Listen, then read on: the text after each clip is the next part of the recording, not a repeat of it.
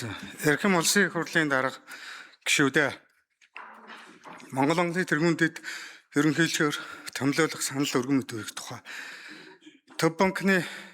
тухай хуулийн 26 дугаар зүйлийн 26-гийн 2 дахь хэсгийг үндэслэн Монгол Онголын тэргуундэд ерөнхийлөгчөөр энх болдын амрыг томилуулах саналыг өргөн мэдүүлж байна. Анар нь 1984 онд Улаанбаатар хотод төрсөн 1992-оос 2001 онд нийслэлийн 10 жилийн 1-р дунд сургууль, 2001-ээс 2004 онд Япон улсын Хакуо ахлах сургууль, 2004-өөс 2008 онд Япон улсын Хакуо их сургуулийг бизнесийн удирдлагын бакалавр зэрэгтээ төгссөн бөгөөд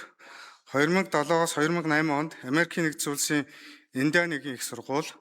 2014-өөс 15 онд Америкийн нэгдсэн улсын Колумби их сургуульд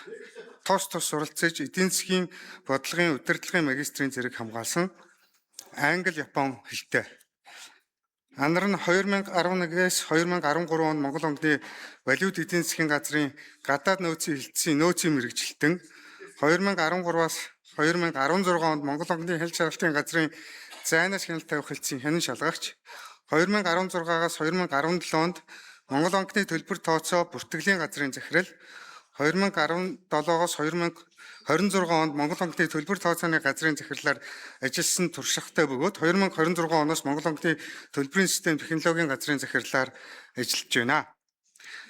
Монгол Онголын тэргуундэд ерөнхийлөгчөөр анарыг томилуулах саналыг өргөн мэдүүлэхдээ түүний эдийн засаг, банк санхүү, удирдлагын мэдлэг, мэргэжлийн ур чадвар, мэргэжлийн ёс зүй, ажлын дадлага туршлагыг харгалзан үзсэн болно. Хэлтсийн шийдвэрлэж өгнө. Баярлалаа.